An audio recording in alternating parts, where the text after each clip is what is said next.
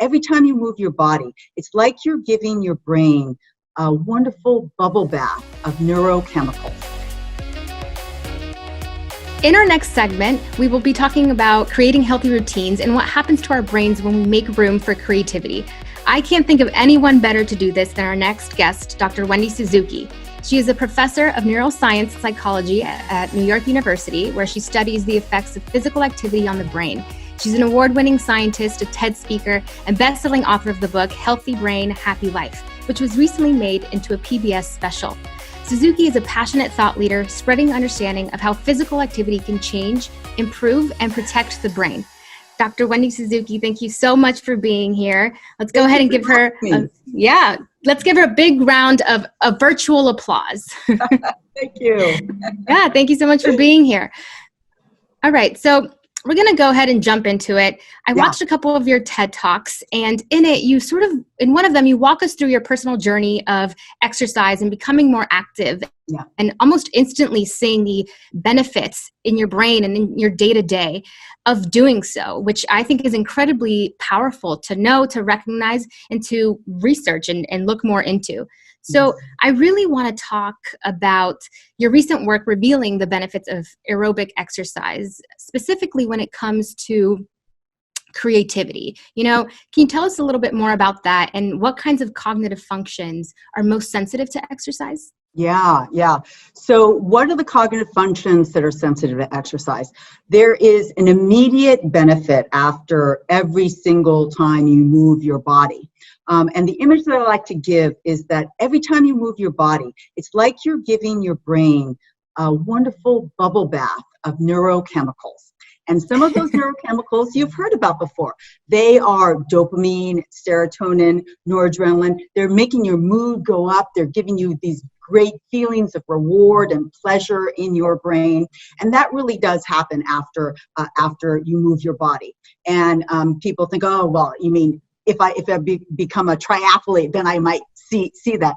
No, actually, what I like to remind people is that if you haven't been on a fitness journey and you haven't, really worked up your aerobic fitness, then in fact you have the easiest task to get those neurochemicals up, because even a walk around the block, a good brisk walk, can start to get those neurochemicals going. So even a walk can get this going. And of course, if you get more and more fit, then you're more and more used to doing bigger levels of workout. But the main brain area that is so affected by exercise, and this gets to your question about creativity, is a structure called the hippocampus. The hippocampus is well known for being critical for long-term memory. It allows us to form and retain new long-term memories for facts and events. But more recent data suggests that it also is important for imagining future events, a critical element of creativity. So why is exercise so good?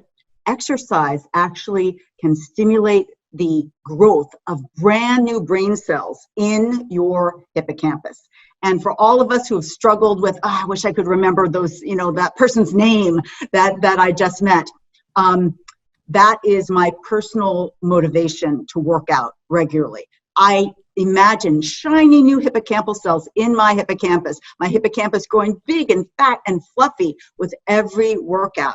And my memory isn't only getting better, but my ability to imagine the future is also getting better based on recent studies. The thought of having my brain become big, fat, and fluffy, that image in there, I think that's motivation in and of itself. Yes. So thank you so much for explaining that. And I really want to get into, and maybe I'm selfishly asking this question, but I'm sure our viewers would love to know, what is the minimum amount of time that you should exercise to be able to reap the benefits of this kind of positive effects? Right. That is the most common question that I get asked. And the answer is that it really depends on where you're starting off. And let me start with those of us that may not have a regular exercise program, but are intrigued by the idea of, well, maybe exercise, maybe I do want more shiny new hippocampal cells in my hippocampus. So what you want to do is work out and move your body so that you're a little bit out of breath. Well, actually, even a walk, a good power walk for somebody that isn't used to exercise is getting to that level of more aerobic activity. And so a simple walk can be a starting point that starts you on that journey to your big, fat, fluffy hippocampus. Let's move up. Let's say you work out 3 times a week. You then know those workouts that push you a little bit. It's not the easy day workout. It is that workout that, okay, I felt like I really worked out today. That's the feeling that you want to get the level where you're going to get those new hippocampal cells, because you're not growing them immediately. What you're doing is you're stimulating the release of a growth factor in your brain with exercise. And the more you have that growth factor, think of it as part of the bubbles in the bubble bath. The more you infuse your brain with these growth factors, the more hippocampal cells that will grow. And thank you so much for that. And I think a lot of what may be happening oftentimes is, how do I get started? How do I get to the point where I can exercise and feel those benefits almost instantly? What are the 4 brain hacks for getting to a place where I can motivate myself enough to exercise and keep going and keep doing it? Yeah, that is a great question. And so here are my best tips, and this is what worked for me, and I've seen it work for lots of other people. And the first thing is, you must find a way to move your body that you enjoy. Not that somebody else says, come to my, my scary gym and move tires around. It has to be something you enjoy. And also, you have to get it. Exercise is not just going to the gym in spandex and working out. Movement. It's not. No, it's not. And so if it includes, if you're a social person, you have lots of friends that you could walk with, that is your exercise. If you have a partner that you like to dance, or a whole group that you like to go line dancing with, I love dance and music because there you have a natural motivation of music, which has always been a huge motivator of mine to work out. So you have to first think about, what is that thing that I already enjoy doing? And you have to start small. Do not go and say, okay, I am going to 7 days a week, I'm going to do this every single day. No, start out small. Keep it enjoyable. Yeah, I love that you say that, because for many years I've been wanting to just get into running, or for example, one of my best friends loves rock climbing, and that's her form of exercising. And I always thought, I can just force myself to get into it, but it doesn't lead to, me working out all the time. So I love that you say that. And for many people right now, especially with everything that's going on in the world, how have you personally found ways to maintain your exercise routine and staying active when many things are closed, or you're staying at home? How do you make sure that you can find those things that you really love and exercise within maybe the 4 walls in your home? Yeah, well, I was a little bit lucky because I had started doing at-home workouts, online workouts, even before everybody was shut in. So I found modalities and teachers that I really enjoyed.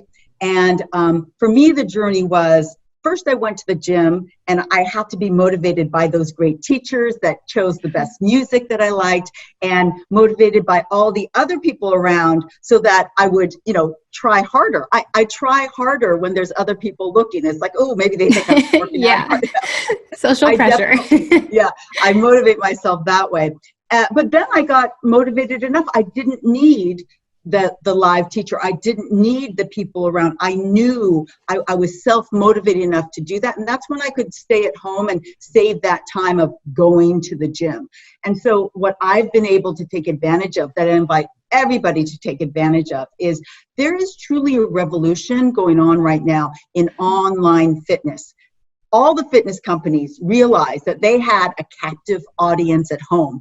Their customers could not travel to the gym. Let's bring our best teachers online, and they're getting really good at it, and it's engaging, much more engaging than it used to be, and there's huge choices, and lots of different organizations are offering free 6-week memberships and things like that, that really allow you to explore the different workouts. And so that's what I've been doing. I've been exploring all those 6 weeks free memberships. And I've also been taking advantage of, there's a lot of celebrity fitness trainers or athletes out there that are offering free workouts. So I always like to tell people, I worked out with Venus Williams and her mother on an Instagram Live. Venus was working out with 2 Prosecco bottles as weights for the whole thing. It was great. It was, like I felt like it was a once in a lifetime experience. But there's totally all sorts of things going on like that. That for me, it really keeps it interesting, keeps it exciting, and I'm sure that'll be the case for lots of other people as well. Yeah, and it's exciting to think that this online community that's forming allows for more people to live healthful, joyful lives from their homes. Yes, it's incredible absolutely. to me. So thank you so much for sharing that. You're welcome. You're welcome.